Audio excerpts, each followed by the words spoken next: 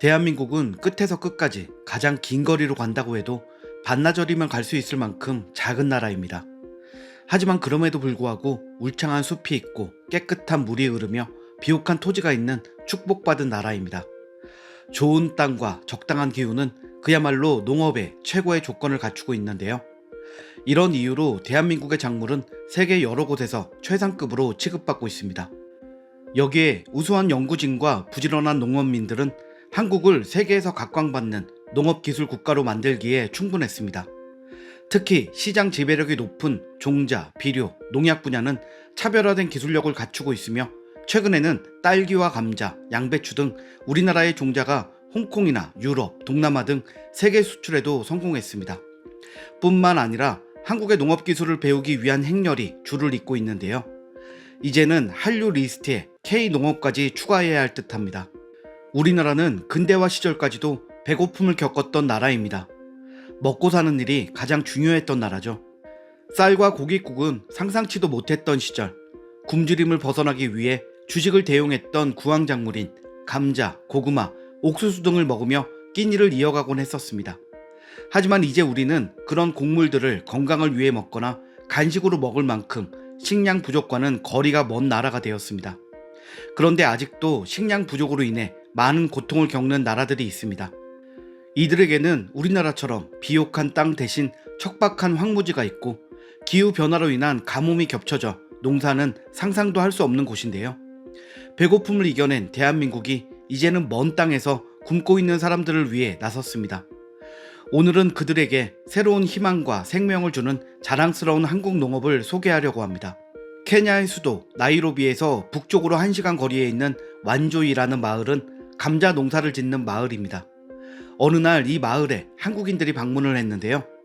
이들은 한국의 농촌진흥청에서 파견 나온 코피아 케냐센터의 연구진들입니다. 코피아는 농촌진흥청과 농림축산식품부가 공동으로 설립한 기술이전센터인데요. 이들은 한국의 농업기술을 해외에 전파하는 일을 하고 있습니다. 식량 부족으로 고통받고 있는 빈민국이나 농업 생산의 기술력이 부족한 나라에 기술 이전을 해주어 생산성을 높이고 경제적인 이익을 얻을 수 있게 도움을 주는 일을 하고 있죠. 이들은 감자를 주요 농작물로 키우고 있는 완조이 마을을 찾아 씨감자를 키우는 기술을 전수했습니다. 감자는 씨를 심지 않습니다. 감자를 대심기에 다시 감자가 나는 영양 번식 작물인데요. 그래서 감자를 수확한 후에는 감자의 일부를 씨감자로 저장해 놓아야 합니다. 따라서 가장 중요한 것은 이 씨감자를 보관하는 것입니다. 다음 파종 때까지 충분히 발화되도록 적당한 습도와 통풍, 햇빛을 잘 조절해줘야 하는 까다로운 일인데요. 완조이 마을의 경우에는 사실 감자를 키우기에는 좋은 땅을 갖고 있었다고 볼 수 있습니다. 해충이 적은 고지대에 농사가 가능한 넓은 땅도 있었던 곳이었는데요. 하지만 낙후된 재배 기술을 갖고 있다 보니 생산량이 너무 미비했습니다.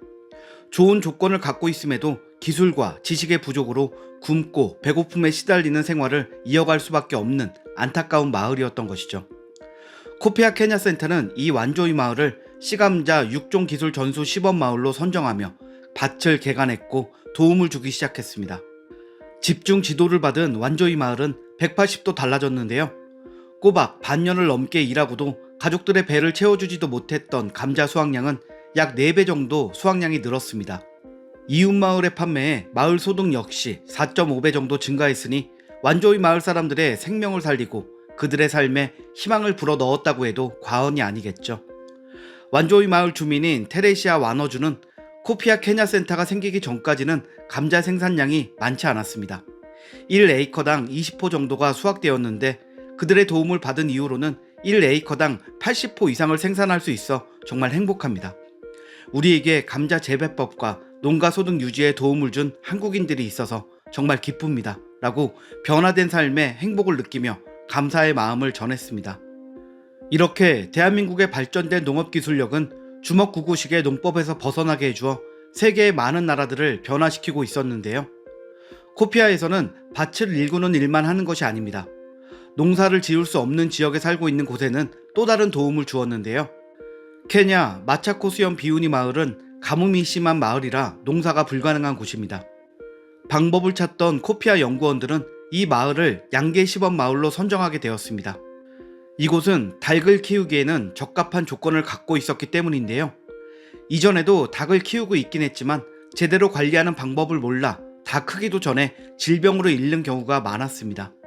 주민의 말에 따르면 평균적으로 약 한 마리에서 네 마리 정도의 암탉을 키우는 정도에 불과했고 당연히 수입은 적었습니다 라고 했는데요. 코피아에서는 건강한 닭을 키우고 현실적인 도움을 주기 위해 현지 연구원들과 함께 닭의 사료를 만들어냈습니다. 영양은 대등하면서도 가격은 기존 사료의 25% 정도 낮은 사료를 만들어 농민들의 부담을 줄이는데 큰 역할을 한 것입니다. 또한 좋은 품질의 병아리를 생산하기 위해 부화기를 이용해 병아리를 부화시키고 좋은 환경에서 키우며 질병 관리를 위해 백신 접종도 합니다. 그렇게 센터에서 직접 키운 닭을 한 달에 한 번 주민들에게 나눠주는데요.